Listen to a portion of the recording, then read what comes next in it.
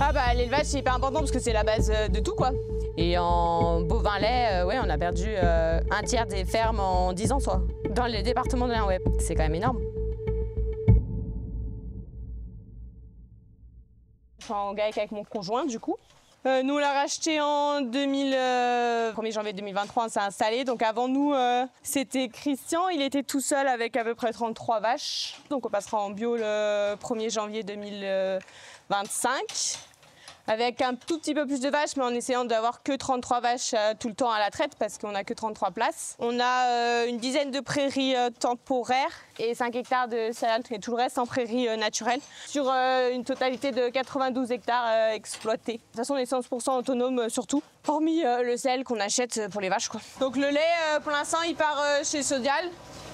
Donc il est transformé en tout produit laitier, donc fromage, yaourt, ou après lait maternisé.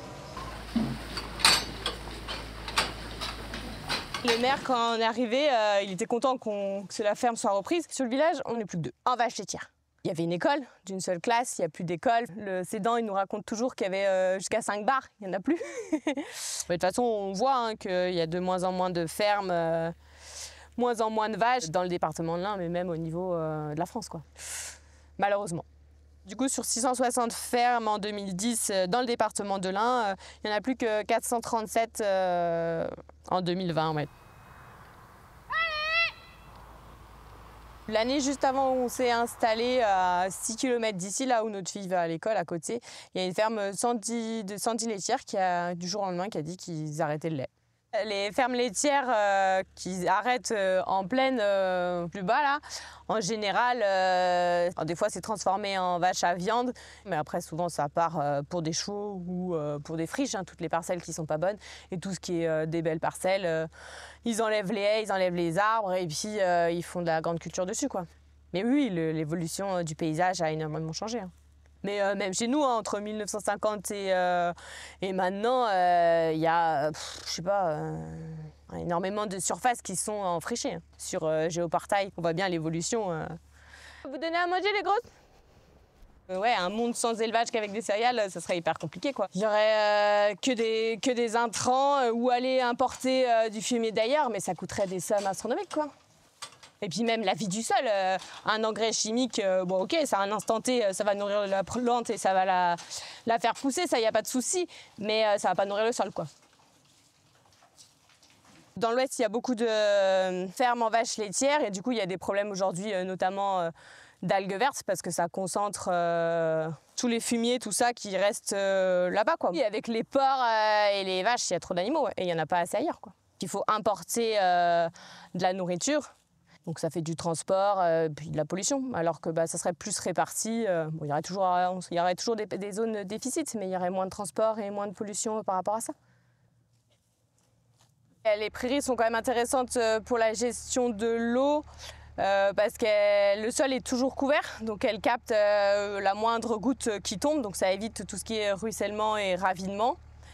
Et là, on a une grosse partie légumineuse, notamment luzerne et trèfle violet. Ça permet de restructurer le sol en profondeur et ça produit un petit peu d'azote qui est relargué ensuite dans le sol, quoi. Aujourd'hui, on travaille avec le voisin pour faire l'enrubanage notamment. Donc c'est quand même hyper sympa et de travailler ensemble, quoi. Et puis même d'échanger sur nos problèmes. Là, il y a eu la FCO qui est arrivée. C'est chouette d'échanger. Bah tiens, moi j'ai fait ça, ça n'a pas marché. Tiens, j'ai fait ça, ça a fonctionné. On croise les doigts que son fils reprenne. Il a 23 ans aujourd'hui, donc c'est un peu tôt. Mais on espère qu'il reprenne la ferme. On fait partie d'une CUMA pour les pendeurs à fumier et après on a le mixeur à lisier à plusieurs. C'est important d'être nombreux en termes d'investissement, hein. Plus on est nombreux, plus ça divise à part, quoi.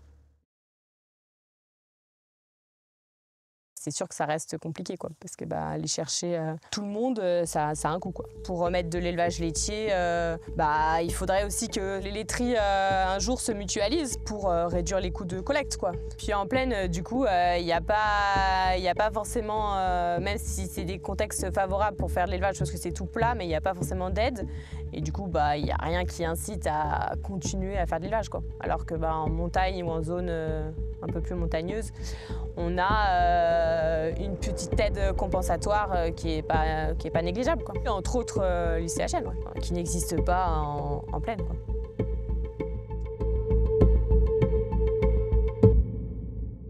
Alors expliquez-nous comment vous voulez repeupler les campagnes. Comment vous voulez le faire concrètement ?